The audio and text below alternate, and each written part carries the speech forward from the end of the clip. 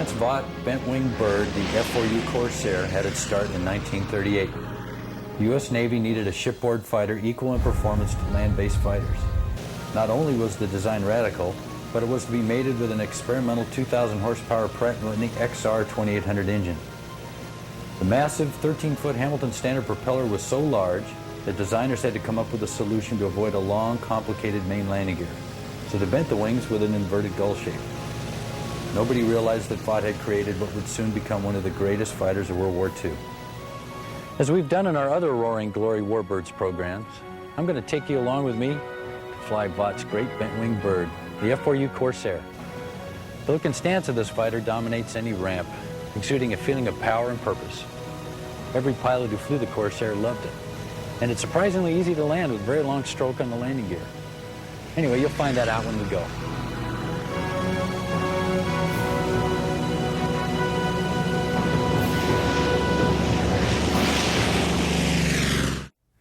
Most World War II aircraft are similar in their construction, and I've always been impressed on how they're built and how much time was devoted to building redundant systems for emergencies.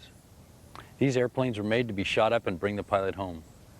Planes of Fame Air Museum F4U Corsair saw combat on Bougainville Island in South Pacific. Its serial number was only a few digits away from Pappy Boyington's airplane. The Air Museum bought this plane in 1970 and was restored to fly by 1976. And as far as we know, it's the only flyable F4U Corsair left in the country. As we start a pre-flight on the Corsair, we'll start right here. The Corsair has a Pratt & Whitney R2800, 2,800 cubic inches, 18-cylinder, 2,000 horsepower radial engine. The propeller is a Hamilton standard 13-foot 1-inch diameter 3-bladed prop.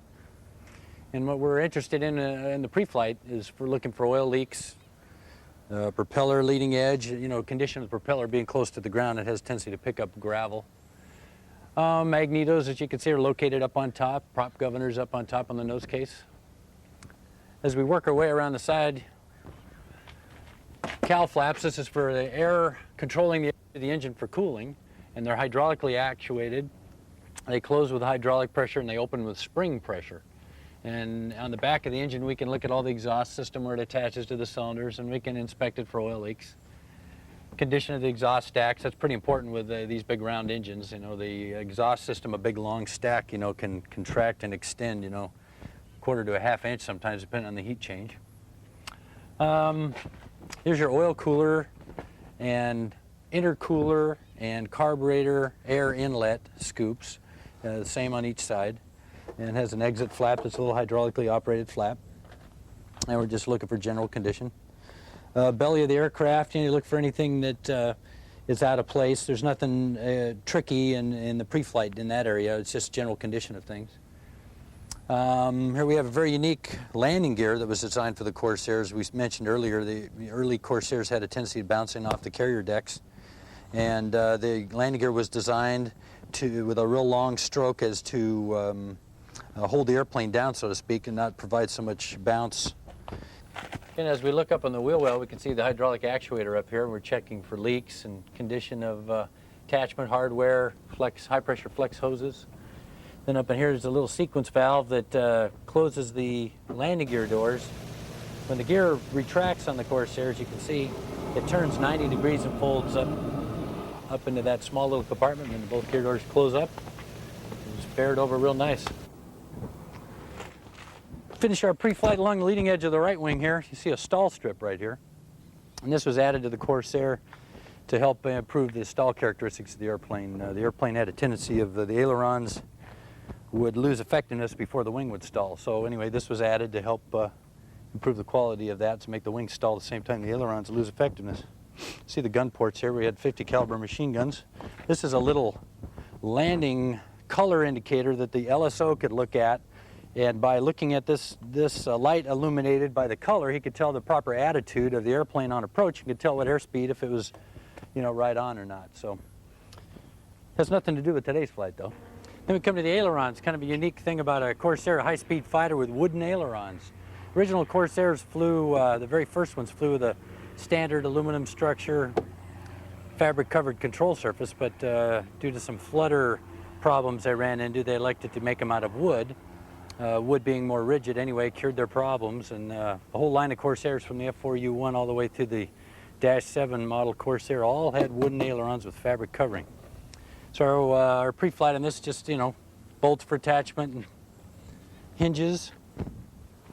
Corsair ailerons are very light and very effective, and one of the reasons right here because of this boost tab that's installed. As you can see, the linkage is connected to the airframe but connected to the tab, so when you give some aileron control, this tab acts to acting force on the control to lighten up the surface. See how that works. As we move along in the wing flaps, structure, nuts, bolts, missing rivets, and standard pre-flight items.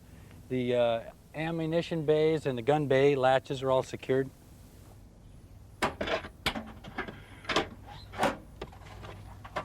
Getting into the plane is about the hardest part of flying this airplane.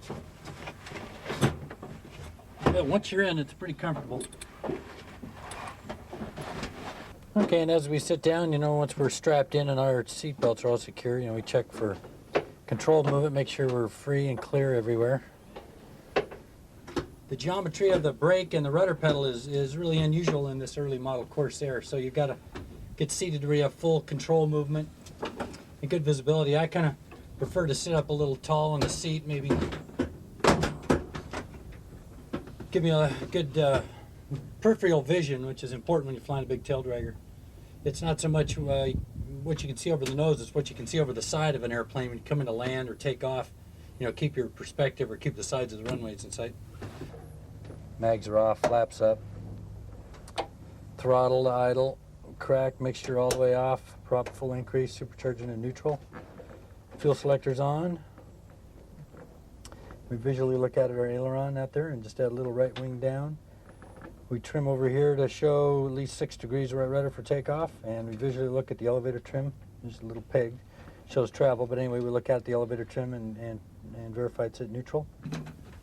We've got over on this side of the airplane, the engine instruments over here, manifold pressure, RPM, cylinder head temperature, oil pressure, oil temperature, fuel pressure, fuel quantity, system hydraulic pressure, generator, volt and amp meter, G meter, suction gauge for the flight instruments.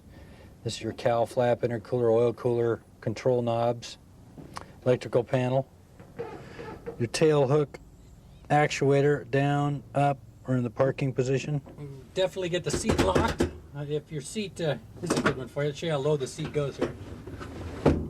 That'd be exciting after takeoff, wouldn't it? So make sure the seat's well locked and we're ready to start.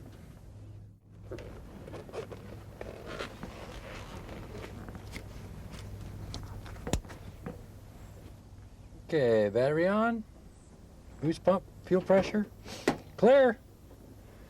Okay, we hit the starter, we go through 9 blades, 3, 4, 5, 6, 8 mags on. And there it goes, starting to run, okay, mixture's rich. And we adjust the RPM to come up to where it's 1,000 RPM and we got oil pressure. Shut our boost pump off. Okay, we're warming up, we're in good shape here. We'll bring the mixture back to taxi and lean. Hydraulic pressure's up. Okay. Ground Corsair 837 run to Europe and taxi to take off. Until the engine warms up to 40 degrees oil temp, we want to make sure that we don't run over about 1,000 RPM on it. And as you're taxiing the Corsair, it's not a real smooth taxiing airplane. It's got a straight free cast ring tail wheel on the machine. It's not a steerable tail wheel, so it's really just rudder and brake. And at these slow speeds and idle power, there's not a lot of rudder blast. Flying the fighters, first flew a Corsair over 20 years ago, and comparing it to the other fighters, it's I would say a little more difficult to fly, to do a good job flying. I mean, it's an easy flying tail dragger. But compared to some of the other ones, it requires a little more skill level with managing the airplane landing and taking off. But it's got a great engine, and the airplane is really strong. Structure is tested through ages, so to speak, and as you know, the history will tell you, the Corsair was the first military plane that could do 400 miles an hour in a straight line.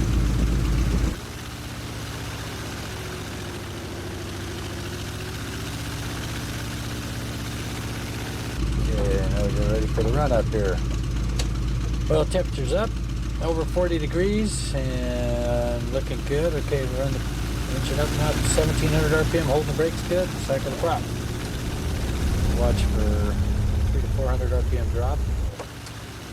And increase again, back up. Oil pressure looks good, engine feels good, and you do that 3 times. All the way down. That's 2. It looks good. Generator's putting out. Suction's good.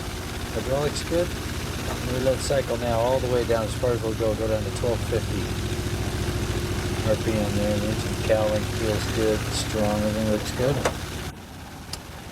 Okay, max RPM again, and now we'll push it on up to barometric pressure, and at this airport, 29 inches, give us 2300 RPM, holding the brakes tight.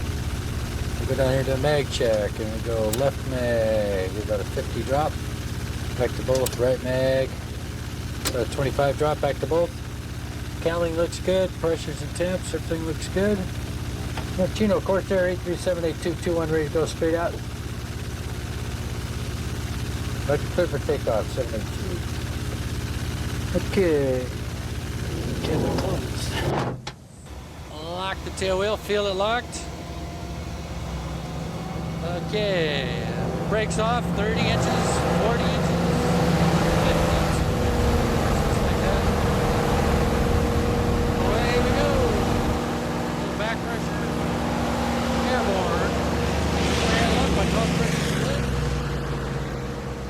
Nice control pressures. Power back. 45. 2300 RPM. Engine feels smooth. Oil pressure's good. Gear is up. And we're running 38 inches, 2300. 90 pounds oil pressure. 70 on the oil temp. 150 knots. Around 2,000 feet.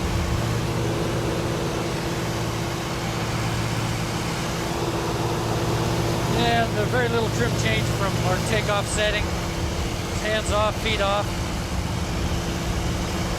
See the rate of roll here a little bit. At this speed, there's full aileron deflection right there. Little rudder following. I don't know if you can see it back there. We're gonna level right here, 2600. And 170 knots now. We're gonna throttle back. We'll run like 3221 for a little bit here until we get out of our class Delta airspace. Picture's still rich. Got a P-47 gonna be joining on us here in a minute. Never know what you find in the skies. Yeah, looking out over there is the Thunderbolt over there. And Thunderbolt from Claire's Aviation. Looks like Alan Wojak is flying it. Yeah, they just put that aircraft together, came out of Knoxville, Tennessee, and they're up doing some test flights on it. Hey, how you doing, Alan? Corsair and the Thunderbolt, pretty comparable airplanes, believe it or not, in cruise here just at these altitudes. They're pretty similar. They're within an inch or two of manifold pressure of each other. Same engine.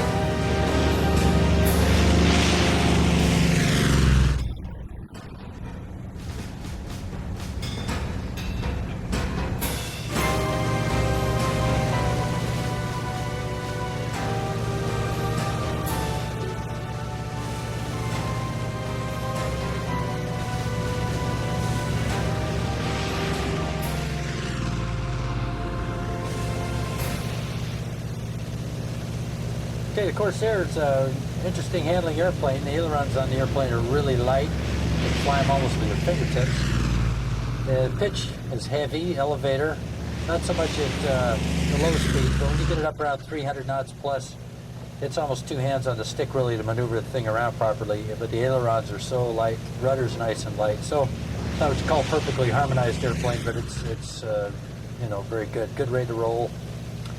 And great running engine, so the airplane runs nice and smooth. It does have a vibration range, though, in this series, engine-propeller combination. It's between 2,000 RPM and 1,700 RPM. It's got a pretty good shake to it. But the normal power settings will use 30 inches and 2050 right in that area. It's nice and smooth, or if we run 30 and 1,600, yeah, it's nice and smooth there too. So, but anyway, it's a easy flying airplane. Okay, we're just out of cruise here, and we're just indicating about 200 knots in cruise, so we're going to throttle back to a clean stall, okay? Power back to 20 inches. The mixture rich. Okay, now we're slowing through 170. We're just going to pull the nose up, up. Okay, we're going to pick it altitude. We'll be level here. And we got 20 inches, and we're still slowing in the climb. And now we're going to level off at 100 knots and just return the throttle back to 15 inches and 2,000 still. 100 knots, nice and level. Okay, now we're just going to close the throttle. We're looking for about 1 knot per second rated descent. 90 knots, 85. You can feel the nose make a transition now. Airplane's starting to get a little mushy. 75 knots, 73 knots, right in that area. That's when it starts buffeting and shaking. Okay. That's a stall. We just use the back pressure, and the airplane just accelerates away. We just push the throttle back up to about 25 inches, and with the nose drop, it accelerates right through it, nice and smooth.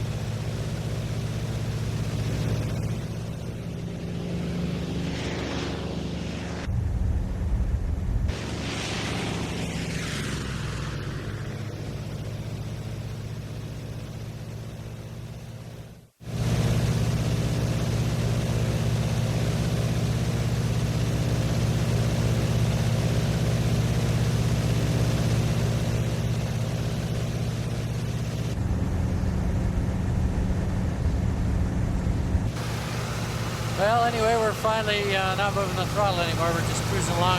Going to go to the old Norton Air Force Base.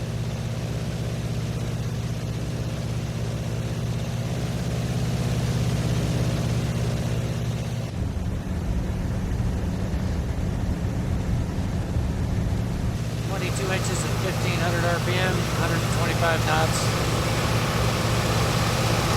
and engine's running perfect. Normal cruise on this engine, we just like to run about a 900 horsepower cruise, 30 inches, 2,000 RPM, and it'll indicate around 200 knots. That 200 knots is about 75 to 80 gallons an hour. Long-range economical cruise, the book calls for 34 inches, 1,300 RPM. It's about 45 gallons an hour, and the airplane would indicate about 145 knots. What I'm saying is, with the fuel available nowadays, though, that 34 inches of manifold pressure with 1,300 engine RPM, we feel is just a little bit of a stretch. Our limit's like 30 inches, 16, that's kind of normal.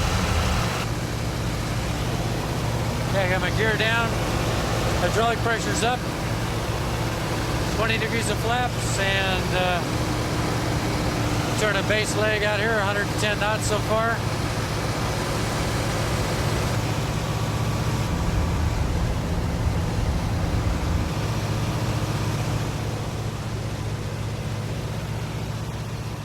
And just so you know, the wheels will touch about 75 knots-ish, somewhere in there. Okay, it's some more flap.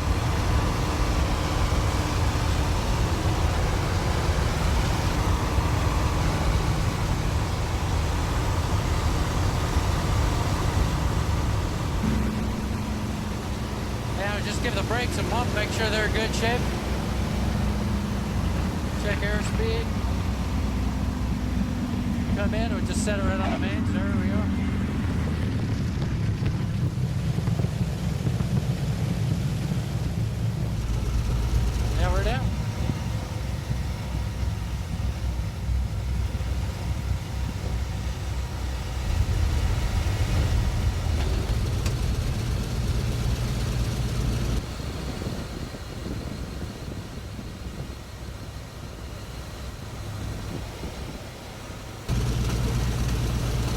Flaps up. Boost pump off. Tail wheel unlocked.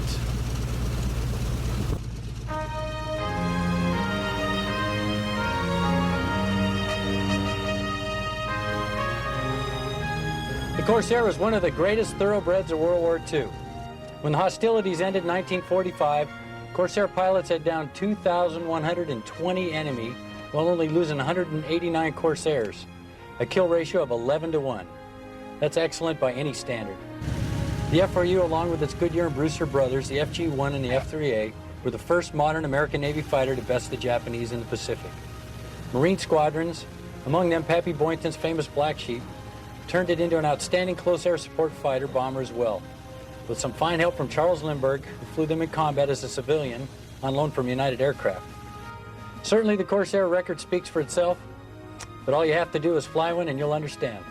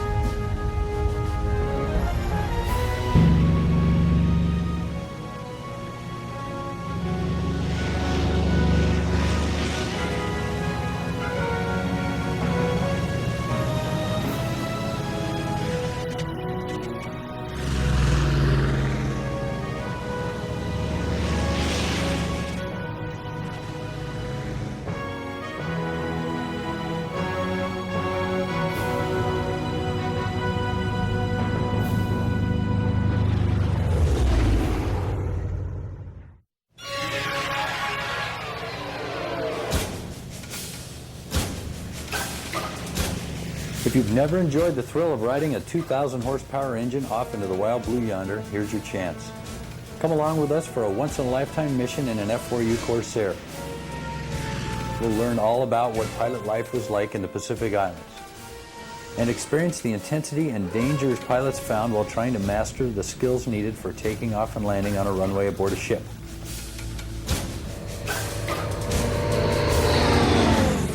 Let's join young pilot Vern H. Salisbury to share his exciting true-life experiences from training at Mojave Air Station in California to fighting Japanese Zeros over Tokyo.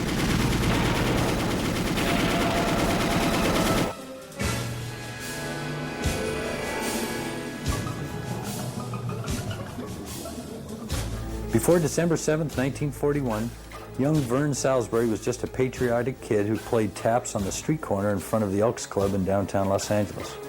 But now he was a young pilot and starting a love affair with a very special airplane.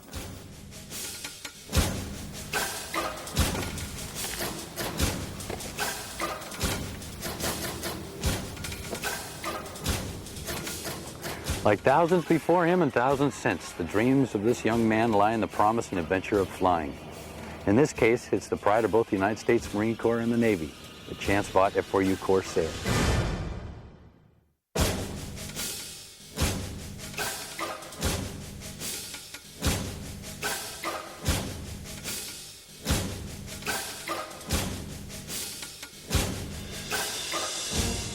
With its powerful engine and unique gull-wing design, this aircraft was unquestionably one of the best shipboard fighters of World War II. And as we'll see today on The Young Pilots, it took a well-trained aviator to tame this powerful machine. But for those who did, the reward was more than worth it. I was stationed in Mojave, California, still flying T-6s and Wildcats, when VMF 225 began to transition into the mighty F4U-1s with light blue and white bellies and birdcage canopies. They were brand new and beautiful, but they had some tricks to overcome. Finally, when we had 8 airplanes, enough for 2 divisions of 4 airplanes each, it was my turn. You need to memorize everything that's in here, but pay particular attention to the first half of the manual. This will tell you about your warm-up instructions, testing instructions prior to takeoff. The next section deals with the takeoff itself, all the instrumentation, and then finally the landing instructions. Treat it well, look through it, and good luck to you. Captain Robert R. Reed, U.S. Marine Corps, brought me an F4U pilot's handbook and told me to be ready to pass the handbook examination in 2 days. Yes, sir. There are very few handbooks around, so I practically had to hide to study it, or somebody senior to me would borrow it, if only for a few minutes. Meeting my flight schedule in Wildcats and knowing that this was it made me bury my face in that book and try to memorize and understand it from cover to cover. It was well worth that intense effort. I passed the written examination and was given 2 more days to pass the blindfold cockpit check. Every time I got nicely settled in a Corsair cockpit, somebody would ask me to move. Hey, Scram. Sir? We were so short of airplanes that they were constantly on the go.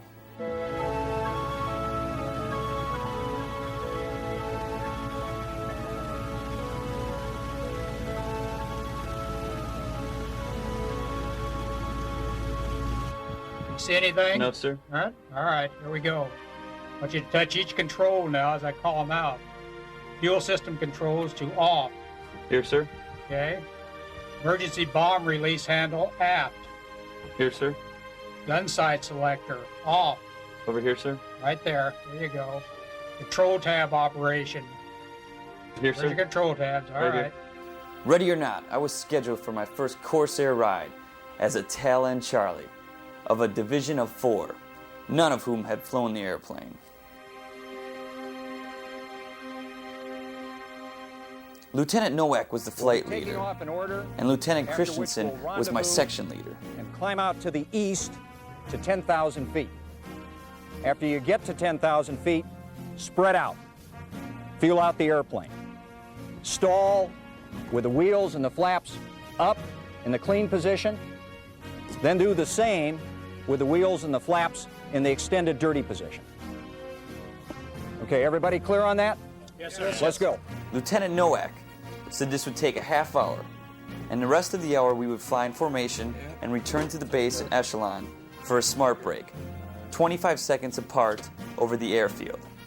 That was what was briefed, but it didn't happen that way. Bring back my plane in one piece. All right, thanks, Nick. We went out to our assigned planes, did the walk around, climbed in, cinched up the parachute and the seat belt and the shoulder straps. I started my engine and saw the others get theirs started. But we waited for Lieutenant Nowak, who used 5 shotgun shells before he finally got his engine started. Clear prop.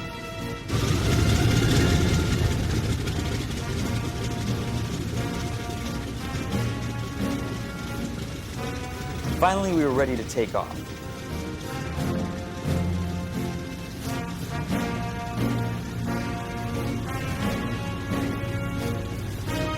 I was tail end Charlie again, so I ended up on the downwind side from the leader. This blew the other slipstreams right in front of me.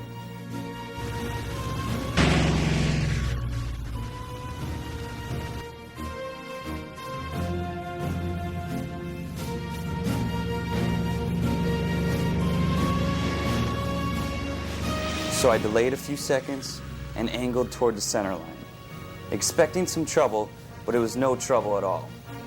I checked my mags. The pilot's handbook said the drop shouldn't exceed 100 RPM.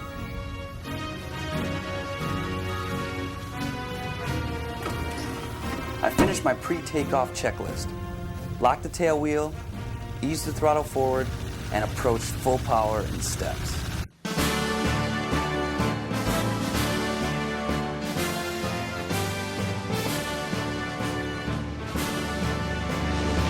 The heavier airplane behaved beautifully.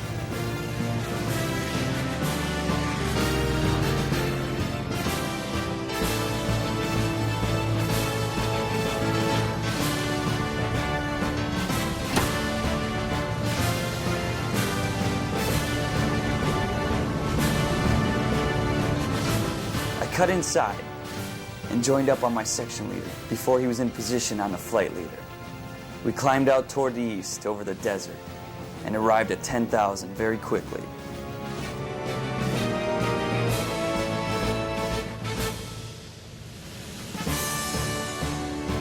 We spread out, and I went through the sequence as briefed, being very gentle with the airplane because of its reputation, and had no trouble.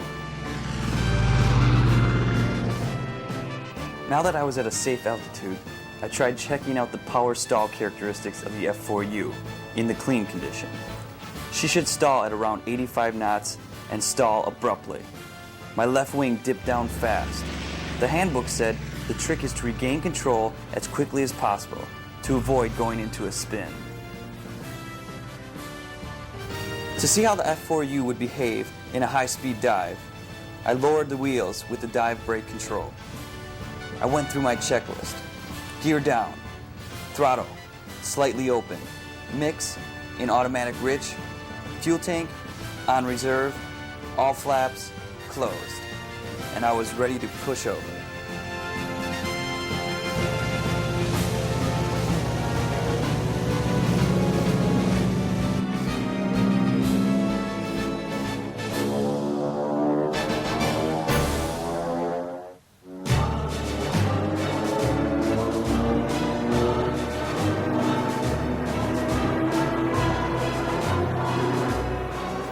Out of my dive, being careful not to exceed 7 Gs.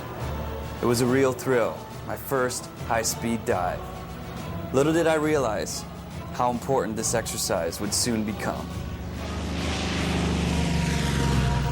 When I finished, I climbed up to 10,000 and looked around for the other airplanes, but nothing was in sight. So I reversed course back toward the base. Then, suddenly I saw a column of smoke come off the desert, and then a parachute. Lieutenant Nowak called for a radio check, and when Lieutenant Christensen didn't answer, we knew who had bailed out. Lieutenant Nowak saw Chris Lamb stand up and wave, so we relayed his position and requested the crash crew and the crash wagon to go out and find him. I throttled back and moved to auto lean on the mixture control to have as much time on station as I could. Lieutenant Nowak turned back to direct the crash crew to the site, and his wingman stayed low to keep a reference for the ground crew.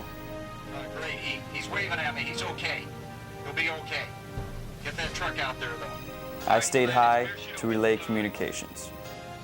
By a big oak tree off the old Mandarin Road, about southeast of the base. When I was down to reserve fuel, He looks to I be called all for right. permission to return to base. By this time, I was talking to the squadron skipper, and the crash crew hadn't shown up as of yet. I dove down to approach the field in accordance with the traffic pattern. The tower informed me that only one runway was open and it had a stiff crosswind. The skipper asked me if I wanted to divert to El Toro, but I refused. I didn't think I had enough fuel to go that far. I told him I would land on the assigned runway. Field critical. Cannot go to El Toro. I need to land. When I got over the field, I could see the situation. One airplane was off the end of one runway and over on its back, while another Corsair blocked the second runway with a collapsed landing gear. Right about then, I really got psyched up and tense, and I still had to land this beast. I made a break over the field for the last remaining runway and noticed that the wind had picked up and would be a left crosswind. On final, I slowed to 85 knots, keeping a little throttle to help adjust the last rate of descent. The airplane landed 3-point, so smoothly that I wasn't sure until it began to bounce a bit.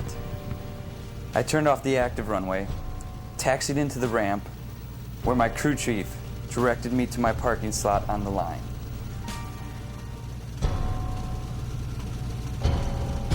I climbed out of the airplane, anxious to see if Chris had made it back all right. To find out he had landed in the biggest cactus patch in Mojave. Had stickers in his butt, the crash crew had to track him down. And that was my first flight in the F4U Corsair. Take it easy.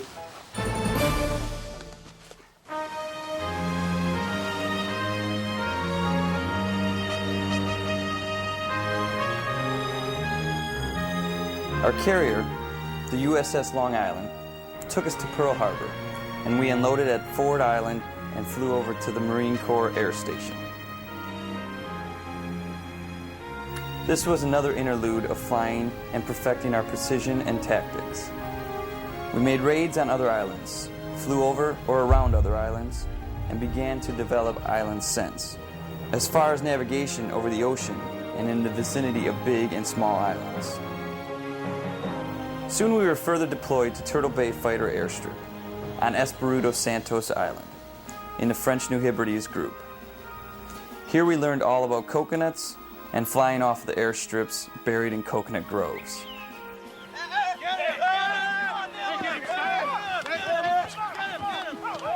Both flying and getting jungle sense was challenging, but a lot of fun.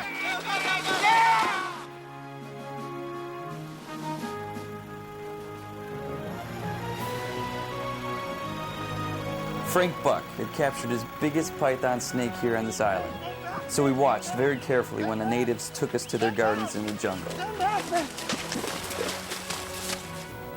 This wasn't a hot area as far as contact with the enemy forces was concerned, but one incident really shook us up. The movie was an open-air affair with coconut logs to sit on, like a drive-in theater. One night, we were scheduled to watch our gun camera footage, so everybody went a bit early to get a good seat. While waiting for it to get dark enough, they played the radio and tuned in on Tokyo Rose. Nobody was paying much attention until she said, "Hello, VMF 225. Your squadron commander is just taking his seat, and all the senior flight leaders are sitting down with him." Every head turned to look at the senior officers, and sure enough, they had just sat down. A sniper could have picked off a half dozen of the bosses. From then on, they never took front row seats at another movie.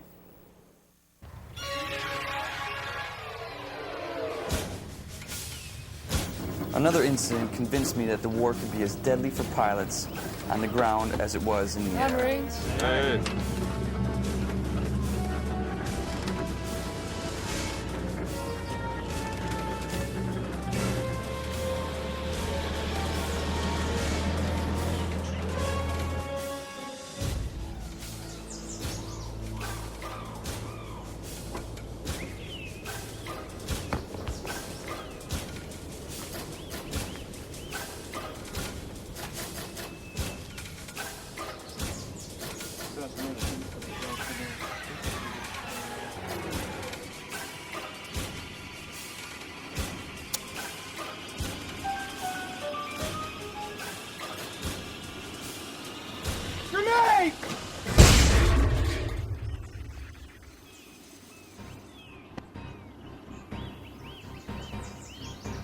Security wasn't even good in my tent. One night I woke up to discover my case of coke was gone and on its way to some jungle village. Hey! The thief dived into the trees, Bring back my clothes! Come on! and I never saw a single coke bottle again. Then one fine day, the word came down that the U.S. Navy needed Marines and our Corsairs on the Fast Carrier Task Force to replace the Hellcats and the Avengers. Faster than you can say Jack Robinson, we all volunteered. The entire squadron went off to Mogmon, the island with the airstrip at Ulithi Atoll, aboard the USS Wasp as part of the fleet anchorage. After we were safely at sea, the word came out on the loudspeakers that we were headed for Tokyo. By the time the fleet arrived within 200 miles of Tokyo, we had destroyed several snoopers, and early the next morning, we're going to launch flights against a wide variety of Tokyo targets.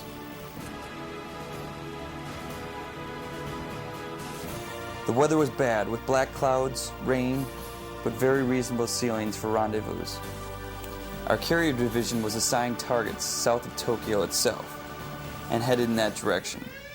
One of my best friends on board was a dive bomber pilot, Major Jack Amendi. Major Amendi took off first, into a strong headwind. We were next in line. The Corsairs lifted off fast, and just a few seconds later, we're climbing up over open sea. We were not intercepted on the way into the target. So when I thought the Douglas dive bombers had overflown their target, their bombs set everything on fire, and you could see all of the explosions. I was following Major Amendi, trying to get a few rounds into airplanes parked all over the field. We were going inland across the field and scraping our bellies on the ground when Major Amendi started a left turn. I had to stay as low as he was, but that was risky because he didn't give me much room inside his turn. But Major Amendi motioned for me to stay in closer. I never did see the Zero before he hit us.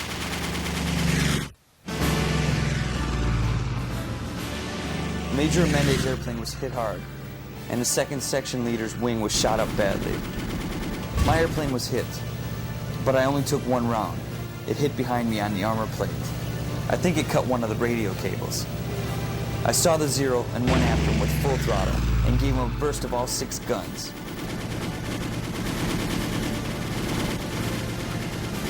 He rolled over and started down, and I watched him for a bit. I was convinced he was finished when another Zero crossed my rearview mirror. I turned toward him. Just then I saw some smoke out of the left oil cooler of Major Amendi's airplane, but it was in a level, very shallow right turn, so I thought he was still flying the airplane. This airplane didn't respond to the second Zero, so I turned hard to take him on in front.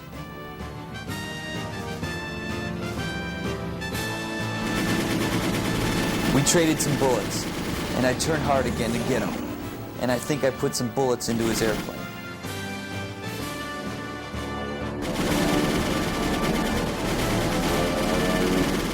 I turned back to join the Major, who was headed out to sea. I tried to fly up close to see if he was hurt, but the bright sunlight glinted off his canopy. I started to cross under to the other side to see better, when I saw another enemy airplane start down toward us. Before I could get a look into his cockpit, I had to engage this plane.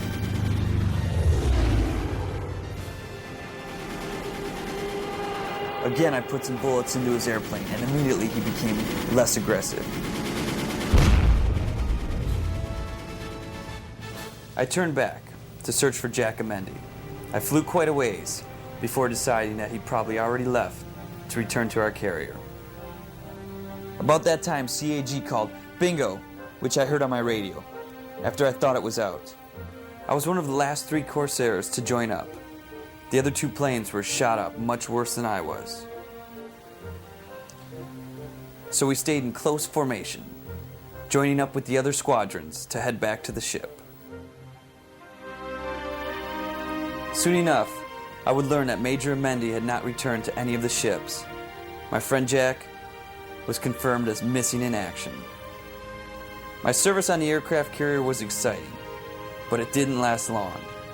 The Navy Hellcat pilots were soon up to speed in flying our Corsairs, so my Marine squadron was relieved of duty, and my adventures of taking off and landing on a bucking, rolling, stormy runway in the Pacific came to an end.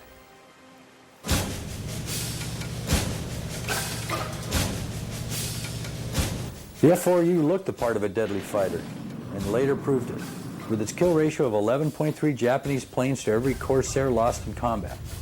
The F4Us whistled, sometimes shrieked as they flew over. The sound was so unforgettable to the enemy that the Japanese called the airplane Whistling Death. The Corsair would go down in history as one of the most memorable and popular fighters of World War II.